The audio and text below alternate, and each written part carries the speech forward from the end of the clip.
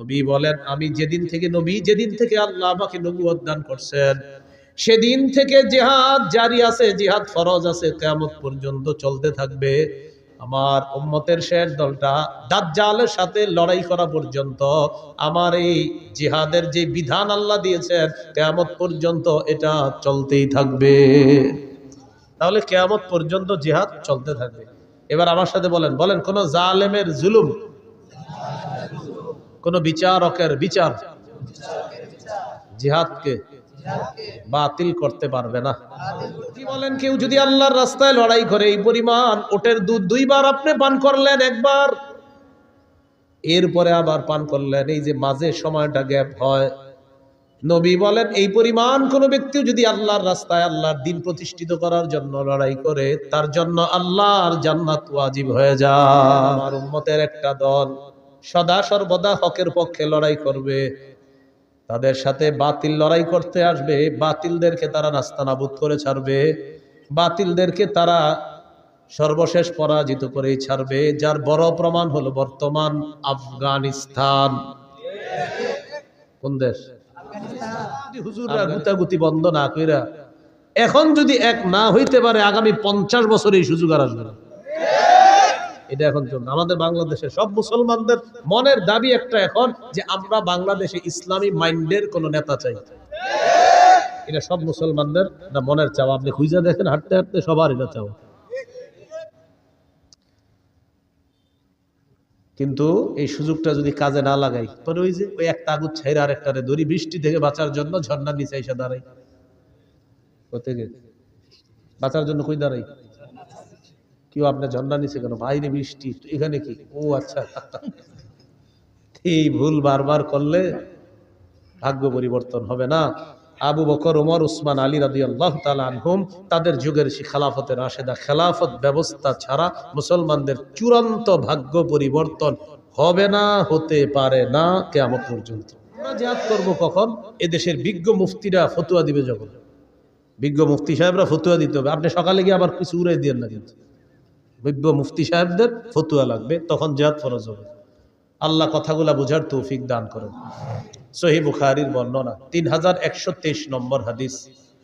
عن أبي هريرة رضي الله تعالى عنه قال قال رسول الله صلى الله عليه وسلم تكفل الله لمن جاهد في سبيل الله لا يخرجه إلا الجهاد في سبيله وتصديق كلماته بأن يدخله الجنة أو يرجعه في مسكنه الذي خرج منه ما نال من أجر أو غنيمة। কোন ব্যক্তি জিহাদে বের হয়েছে, শুধু জিহাদের নিয়তে বের হয়েছে এবং আল্লাহর কথাগুলা বিশ্বাস করছে, হ্যাঁ জিহাদ করলে এই লাভ, এগুলা জেনে সে বের হয়েছে, এই ব্যক্তি জিহাদের ময়দানে যাওয়ার পর আল্লাহ দায়িত্ব নিয়ে নেয়, হয়তো শহীদ বানায়া তাকে জান্নাতে পৌঁছায়া দিবে, না হয় প্রচুর গনিমতের মাল সহ তার ঘরে আল্লাহ তাকে ফিরিয়ে দিবে। ইন্নাল্লাহা আশতারা মিনাল মুমিনিনা আনফুসাহুম ওয়া আমওয়ালাহুম বিআন্না লাহুমুল জান্নাহ يقاتلون في سبيل الله فيقتلون ويقتلون وقال رسول الله صلى الله عليه وسلم تكفل الله لمن جاهد في سبيل الله لا يخرجه إلا الجهاد في سبيله وتصديق كلماته بأن يدخله الجنة أو يرجعه في مسكنه الذي خرج منه ما نال من أجر أو غنيمة أو كما قال عليه الصلاة والسلام اللهم صل على محمد وعلى آل محمد كما صليت على إبراهيم وعلى آل إبراهيم إنك حميد مجيد اللهم بارك على محمد وعلى آل محمد كما باركت على إبراهيم وعلى آل إبراهيم إنك حميد مجيد اللهم إني أعوذ بك من شر لساني ومن شر سمعي ومن شر بصري ومن شر مني আল্লাহ তাআলার দরবারে শুকরিয়া আদায় করছি আল্লাহ আমাদেরকে এই মাহফিলে উপস্থিত হওয়ার তৌফিক দান করেছেন বলে আলহামদুলিল্লাহ। আমি আপনাদের সামনে সূরা তাওবার 111 নম্বর আয়াতে কারিমা তেলাওয়াত করেছি। এই আয়াতে আল্লাহ তাআলা বলেন, ইন্নাল্লাহা আশতারা মিনাল মুমিনিনা আনফুসাহুম ওয়া আমওয়ালাহুম বিআন্না লাহুমুল জান্নাহ। আল্লাহ বলেন, নিশ্চয়ই আল্লাহ ক্রয় করে নিয়েছেন মুমিনদের থেকে তাদের জান তাদের মাল, বিনিময় হলো আল্লাহর দেওয়া জান্নাত। ইউকাতিলুনা ফি সাবিলিল্লাহি ফায়াকতুলুনা ওয়া ইউকতালুন। তারা আল্লাহর রাস্তায় লড়াই করবে, কাফেরদেরকে তারা হত্যা করে জাহান্নামে পাঠাবে এবং তাদেরকে শহীদ করা হবে, তারা জান্নাতে পৌঁছে যাবে। বলেন আমার সাথে, ক্রেতা বিক্রেতা, দ্রব্য মূল্য বাজার। ক্রেতা আল্লাহ, বিক্রেতা মুমিনগণ, দ্রব্য জান মাল, মূল্য জান্নাত, বাজার জিহাদের ময়দান। এই পাঁচটা কথা সূরা তাওবার 111 নম্বর আয়াতে আল্লাহ বলেন। ইন্নাল্লাহা আশতারা, নিশ্চয়ই আল্লাহ ক্রয় করে নিয়েছেন, আল্লাহ হলেন ক্রেতা। মিনাল মুমিনিনা, মুমিনদের থেকে ক্রয় করে নিয়েছেন, মুমিনরা হলো বিক্রেতা। আনফুসাহুম ওয়া আমওয়ালাহুম, তাদের জানমাল, জানমাল হলো দ্রব্য। বিআন্না লাহুমুল জান্নাহ, বিনিময় হলো আল্লাহর দেওয়া জান্নাত। এটা হলো মূল্য। এবার বাজার কি? ইউকাতিলুনা ফি সাবিলিল্লাহি ফায়াকতুলুনা ওয়া ইউকতালুন। তারা আল্লাহর রাস্তায় লড়াই করবে, কাফেরদেরকে হত্যা করবে, তারা শহীদ হবে, আল্লাহর দেওয়া জান্নাতের মেহমান হবে। এই পাঁচটি কথা মনে রাখবো। তাহলে আল্লাহ তাআলা জানমাল কিনে নিয়েছেন। বাজারটা হলো জিহাদের ময়দান। জিহাদ কি? সূরাতুস সফফি 10, 11, 12 নম্বর আয়াতে আল্লাহ বলেন, 28 পারা 11 নম্বর পৃষ্ঠা, ইয়া আইয়ুহাল্লাযীনা আমানু হাল আদুল্লুকুম আলা তিজারাতিন তুনজিকুম মিন আযাবিন আলীম তুমিনুনা বিল্লাহি ওয়া রাসূলিহি ওয়া তুজাহিদুনা ফি সাবিলিল্লাহি বিআমওয়ালিকুম ওয়া আনফুসিকুম যালিকুম খায়রুল লাকুম ইন কুনতুম তা'লামুন। আল্লাহ বলেন, আমি কি তোমাদেরকে এমন একটা ব্যবসার কথা বলবো যে ব্যবসা তোমাদেরকে যন্ত্রণাদায়ক আযাব থেকে রক্ষা করবে? সেই ব্যবসাটা হলো তোমরা আল্লাহকে বিশ্বাস করবা, রসুলকে বিশ্বাস করবা, জানমাল নিয়ে আল্লাহর রাস্তায় লড়াই করবা। এই ব্যবসা তোমাদেরকে আযাব থেকে রক্ষা করবে। যালিকুম খায়রুল লাকুম ইন কুনতুম তা'লামুন। তোমরা যদি জানতে, এটাই তোমাদের জন্য কল্যাণ। ইয়াগফির লাকুম যুনুবাকুম ওয়া ইউদখিলকুম জান্নাতিন তাজরি মিন তাহতিহাল আনহার। এতে করে আল্লাহ তোমাদের অতীতের সব গুনাহ মাফ করে দিবে। তোমাদেরকে এমন বাগানে প্রবেশ করাবে যার তলদেশ দিয়ে নহর সমূহ প্রবাহিত হয়। ওয়া মাসাকিনা তাইয়িবাতান ফি জান্নাতি আদ। তোমাদেরকে আল্লাহ তাআলা চিরস্থায়ী বসবাসের জান্নাতের মধ্যে তোমাদের মনোভূত ঘর বাড়ির মালিক আল্লাহ তোমাদেরকে বানাবেন। যালিকাল ফাউজুল আযীম। আল্লাহ বলেন এটা মহান সফলতা। ওয়া উখরা তুহিব্বুনাহা নাসরুম মিনাল্লাহি ওয়া ফাতহুন করিব ওয়া বাশশিরিল মুমিনিন। আল্লাহ তাআলা তোমাদের মনোভূত আরো অনেক নিয়ামত তোমাদেরকে দান করবেন। এর মধ্যে একটা হলো আল্লাহর পক্ষ থেকে তোমাদের কাছে সাহায্য আসবে, আসন্ন বিজয় আল্লাহ তোমাদেরকে দান করবেন। শেষে আল্লাহ বলেন ওয়াবাশশিরিল মুমিনিন, নবী মুমিনদেরকে আপনি সুসংবাদ জানায় দেন। সূরা হুজুরাতের 15 নম্বর আয়াতে আল্লাহ বলেন ইন্নামাল মুমিনুনা আল্লাযীনা আমানু বিল্লাহ ওয়া রাসূলিহি সুম্মা লাম ইয়ারতাবু ওয়া জাহাদু বিআমওয়ালিহিম ওয়া আনফুসিহিম ফি সাবিলিল্লাহ। আল্লাহ তাআলা বলেন প্রকৃত ঈমানদার হলো তারা যারা আল্লাহকে বিশ্বাস করে, রাসূলকে বিশ্বাস করে, সামান্য সন্দেহ করে না, জান মাল নিয়ে আল্লাহর রাস্তায় লড়াই করে। আল্লাহ তাআলা বলেন তারা হলো খাঁটি ঈমানদার। উলাইকা হুমুস সাদিকুন, আমি আল্লাহ পবিত্র কোরআনে তাদেরকে খাঁটি সত্যবাদী বলে ঘোষণা করলাম। ঈমান আল্লাহকে, রাসূলকে বিশ্বাস করা, সন্দেহ না করা, জান মাল নিয়ে জিহাদ করা। আল্লাহ বলেন কোরআনে বলে দিলাম তারা খাঁটি সত্যবাদী। আবু দাউদের হাদিস 2504 নম্বর হাদিস। ক্বালা রাসূলুল্লাহ সাল্লাল্লাহু আলাইহি ওয়াসাল্লাম জাহিদুল মুশরিকিনা বিআমওয়ালিকুম ওয়া আনফুসিকুম ওয়া আলসিনাতিকুম।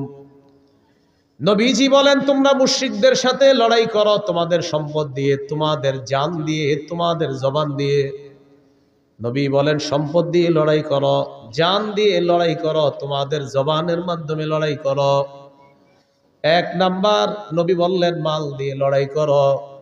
আমাদের দেশে জিহাদ ফরজ হওয়ার আগ পর্যন্ত এখন আমরা মাল কোথায় দিব? ফিলিস্তিনের মুজাহিদদের জন্য ফান্ড কালেকশন করে তাদের কাছে পাঠাতে হবে। এটা জান, এটা হলো মাল। আর জান আমাদের দেশের বিজ্ঞ মুফতি সাহেবরা যদি ফতুয়া দেয় জিহাদ ফরজ, তখন জান দিয়ে জিহাদ করা। 3 নাম্বার ও আলসিনাতিকুম, জবান দিয়ে জিহাদ করবা। ফিলিস্তিনের বিরুদ্ধে গোটা দুনিয়াও যদি এখন হয়ে যায়, গোটা দুনিয়ার বিরুদ্ধে আমাদের বলতে হবে। এটা হলো জবান দিয়ে বলতে থাকা। বুঝে আসছে সবার কথাগুলো? জিহাদের নিয়ত আছে সবার? কার কার আছে দেখি? মাশাআল্লাহ, হাত নামান। জিহাদের নিয়ত না থাইকা যদি মারা যান, মুনাফিকি মৃত্যু। সহিহ মুসলিমের বর্ণনা 1910 নম্বর হাদিস, 1910 নম্বর হাদিস।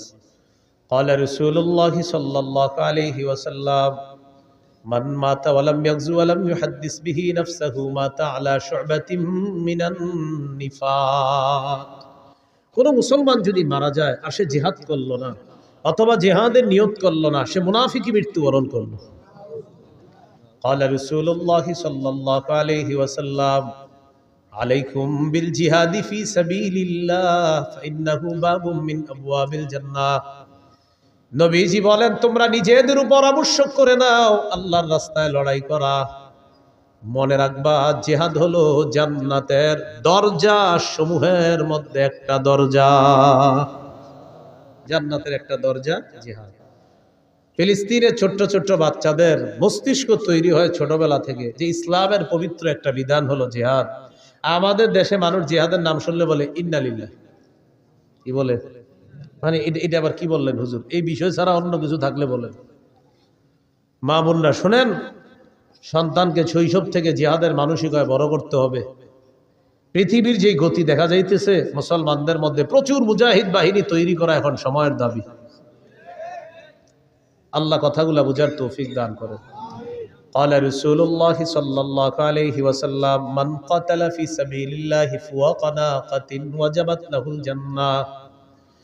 নবীজি বলেন কেউ যদি আল্লাহর রাস্তায় লড়াই করে এই পরিমাণ ওটের দুধ 2 বার আপনি পান করলেন, একবার এরপরে আবার পান করলেন, এই যে মাঝে সময়টা গ্যাপ হয়, নবী বলেন এই পরিমাণ কোন ব্যক্তি যদি আল্লাহর রাস্তায় আল্লাহর দ্বীন প্রতিষ্ঠিত করার জন্য লড়াই করে, তার জন্য আল্লাহর জান্নাত ওয়াজিব হয়ে যায়।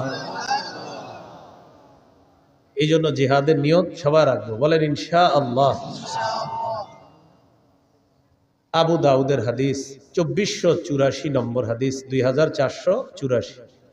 قال رسول الله صلى الله عليه وسلم لا تزال طائفة من أمتي يقاتلون على الحق ظاهرين على من ناوأهم। নবীজি বলেন, আমার উম্মতের একটা দল সদা সর্বদা হকের পক্ষে লড়াই করবে, তাদের সাথে বাতিল লড়াই করতে আসবে, বাতিলদেরকে তারা নাস্তানাবুদ করে ছাড়বে, বাতিলদেরকে তারা সর্বশেষ পরাজিত করেই ছাড়বে। যার বড় প্রমাণ হলো বর্তমান আফগানিস্তান। কোন দেশ? আফগানিস্তান। অভিভাবক বানাইছে কাকে জানেন? আল্লাহকে। কাকে? আমাদের অভ্যাস হলো এক তাগুত অভিভাবক বানানোর পর এটারে চাইরা আরেক তাগুতকে অভিভাবক বানাই। সূরা বাকারার 257 নম্বর আয়াতে আল্লাহ বলেন, আল্লাহু ওয়ালিয়্যুল্লাযীনা আমানু, ঈমানদারদের অভিভাবক হলেন আল্লাহ। বলেন ঈমানদারের অভিভাবক কে? আল্লাহ। সূরা মাঈদার 51 নম্বর আয়াতে আল্লাহ বলেন, ইয়া আইয়ুহাল্লাযীনা আমানু লা তাত্তাখিযুল ইয়াহুদা ওয়ান নাসারা আউলিয়া। হে ঈমানদারগণ, ইহুদি খ্রিস্টানদেরকে অভিভাবক রূপে গ্রহণ করবা না।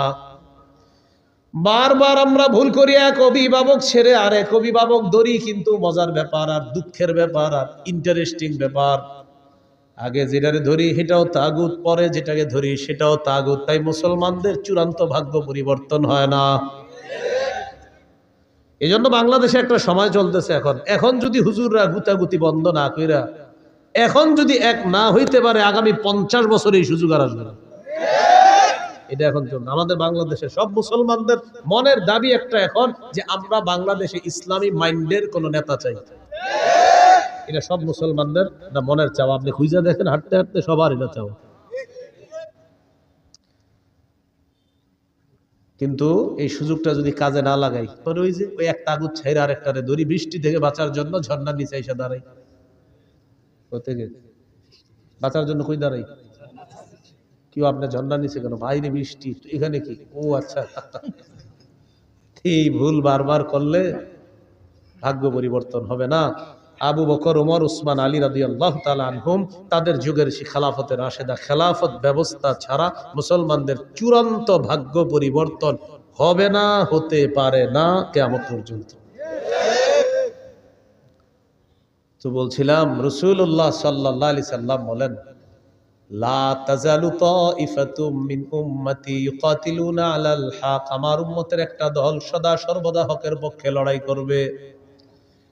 যাহিরিনা আলা মান নাওয়াহুম, তাদের বিরুদ্ধে যারা থাকবে তাদেরকে তারা পরাজিত করে ছাড়বে। হাত্তা ইউকাতিলা আখির উম্মতি আল মাসিহ আদ-দাজ্জাল, এমনকি আমার উম্মতের সর্বশেষ দলটি দাজ্জালকে পর্যন্ত পরাজিত করবে। আমার উম্মতকে আল্লাহ বিজয় দান করবে। আবু দাউদের 2532 নম্বর হাদিসের বর্ণনা, 2532। এই হাদিসে কি বলে দেখেন, قال رسول الله صلى الله عليه وسلم ثلاثة من أصل الإيمان। নবীজি বলেন, ঈমানের মূল হলো তিনটা। বলেন ঈমানের মূল কয়টা? মানে অনেকগুলো আছে, এর মধ্যে সবচেয়ে বেশি মূল কয়টা? এক নম্বর, আল কাফু আম্মান ক্বালা লা ইলাহা ইল্লাল্লাহ। পড়েন তো আপনি আমার সাথে, পড়েন। এ দেখেন, উনি পড়ছে না, আমিও দাবি করে আমি মুমিন, আর উনিও দাবি করে উনি মুমিন। আমার উপর প্রথম কাজ হলো আমি ওনারে কষ্ট না দেওয়া। এটা ঈমানের মূল বিষয়ের একটা বিষয়, যে লা ইলাহা ইল্লাল্লাহ ওয়ালাকে তুমি কষ্ট দিবা না। এটা প্রথম। আল কাফু আম্মান ক্বালা লা ইলাহা ইল্লাল্লাহ, যে লা ইলাহা ইল্লাল্লাহ মুখে বলে, অন্তরে বিশ্বাস করে, এই ব্যক্তিকে আমি কষ্ট দিতে পারবো না। এটা ঈমানের মূল বিষয়ের একটা বিষয়। দ্বিতীয় বিষয়, ওয়ালা নুকাফিরুহু বিযামবিন, কোন মুমিনকে শুধু গুনাহের কারণে আমরা তাকে কাফের বলবো না। তিন নাম্বার, ওয়ালা নুখরিজুহু মিনাল ইসলামি বিআমালিন, কোন আমলের কারণে কোন মুসলমানকে ইসলাম থেকে বের করে দিব না। কোন আমলের কারণে ইসলাম থেকে তাকে আমরা বের করে দিব না। হ্যাঁ হুজুর তার ব্যাপারে কোনো ফতুয়া আসবে, এটা ফতুয়া বিভাগ ফতুয়া দিবে, আপনি কথায় কথায় কাউরে কাফের বলে ফেলবেন।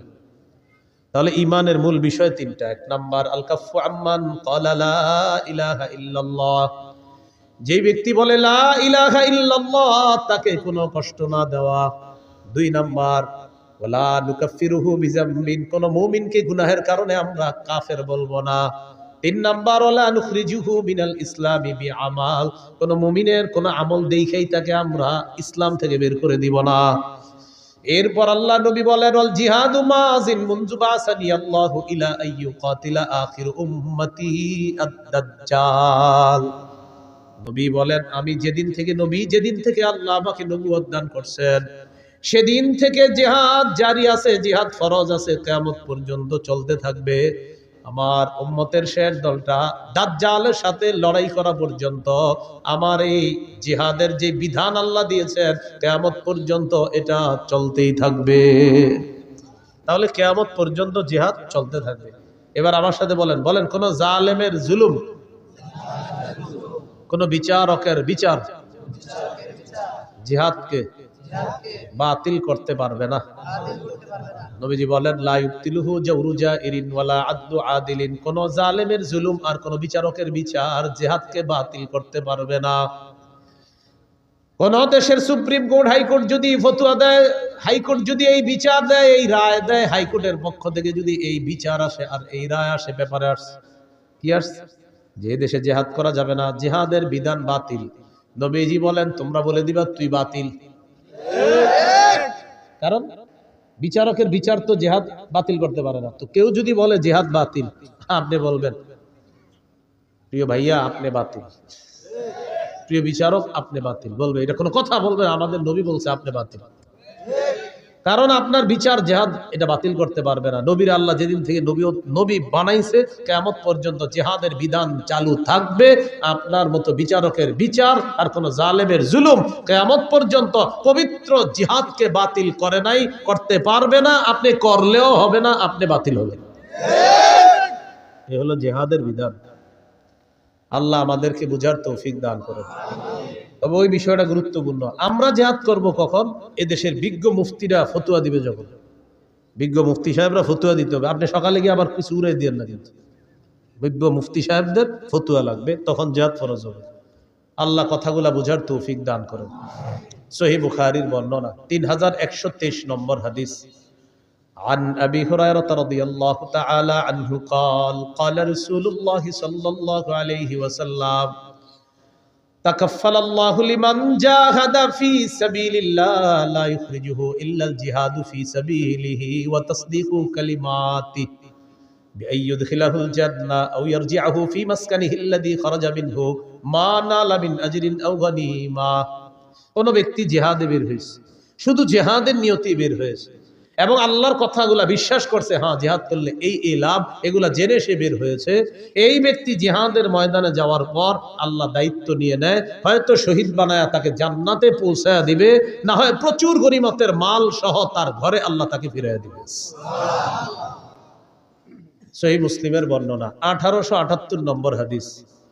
قال رسول الله صلى الله عليه وسلم مثل المجاهد في سبيل الله كمثل الصائم القائم القانت بآيات الله لا يفتر من صيام ولا صلاة حتى يرجع المجاهد في سبيل الله। নবীজি বলেন কোন ব্যক্তি নফল রোজা রাখে, নফল নামাজ পড়ে আর নামাজের মধ্যে ধারাবাহিক কোরআন তেলাওয়াত করে। কোন ব্যক্তি নামাজের মধ্যে আছে, নফল নামাজের মধ্যে কোরআন তেলাওয়াত করতেছে আর লোকটা রোজা অবস্থায়, এক হলো সে রোজাদার, আরেক হলো সে নামাজের মধ্যে আছে, আরেক হলো সে আল্লাহর কোরআন তেলাওয়াত করতেছে। সবগুলাই গুরুত্বপূর্ণ। নবীজি বলেন এই ব্যক্তি কোন রকম ক্লান্তিহীন ভাবে এই ইবাদত করলে যে সওয়াব, নফল নামাজ ধারাবাহিক পরে রোজাও রাখে আর তেলাওয়াত করতেছে, কোনো ক্লান্ত নয়, এই লোকটা ক্লান্ত হয় না। এই ক্লান্তিহীন নামাজ রোজা, ক্লান্তিহীন তেলাওয়াত করে সেই ব্যক্তি যে সওয়াব পাবে, আল্লাহর রাস্তায় যে মুজাহিদ, এই মুজাহিদ জিহাদে যাওয়ার পর ফিরে আসার আগ পর্যন্ত এই পরিমাণ সওয়াব আল্লাহ তার আমল নামায় দিয়ে দেয়। চলতে থাকে আমল নামায়। এটা মুজাহিদ যদি আল্লাহর রাস্তায় যায়। আবু দাউদের বর্ণনা 1449 নম্বর হাদিস। এই হাদিসের বর্ণনাকারী সাহাবীর নাম আব্দুল্লাহ ইবনে হুবশিগিল খাসআমি রাদিয়াল্লাহু তাআলা। তিনি বলেন, আন্না রাসূলুল্লাহ সাল্লাল্লাহু আলাইহি ওয়াসাল্লাম সুইলা আইয়ুল আমালি আফজালু ইয়া রাসূলুল্লাহ। নবীজিকে জিজ্ঞাসা করা হলো, হুজুর কোন আমল সবচেয়ে শ্রেষ্ঠ? নবীজি বললেন, তুলুল কিয়াম, লম্বা সময় নামাজে দাঁড়ায় থাকা, এটা শ্রেষ্ঠ আমল। শীতকালে লম্বা সময় একটু নামাজ পড়েন, তাহাজ্জুদ পড়েন, লম্বা সময় একটু দাঁড়ায় থাকেন শীতকালে। বলেন ইনশাআল্লাহ। 4 রাকাত সুন্নত একদম 3.5 মিনিটের বেশি লাগাবি না।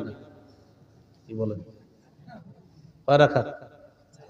4 রাকাত। প্রথম 2 রাকাত মনে করেন ঠিক মতো পড়ছে, পরে ইমাম সাহেব জামাতে দাঁড়াইবো, পরের 2 রাকাত পুরাই বুলেট শুরু হয়ে গেছে। কি ঘটনা কি? মুয়াজ্জিন সাহেব ইকামত দিছে, হের কথা হলো আমি এই 2 রাকাত যেমনি হোক শেষ করে ধরমুই হুজুর। পরে এ দেখবেন পাশে যারা আছেন, তখন দেখবেন প্রথম 2 রাকাত ঠিক ছিল, পরে ওই তৃতীয় রাকাতে মানে আমি বুঝাই, সুবহানা রাব্বিয়াল আযীম, এই বাক্যে সিন কয়বার? একবার। সুবহানা রাব্বিয়াল আযীম, সিন কয়বার হুজুর? একবার।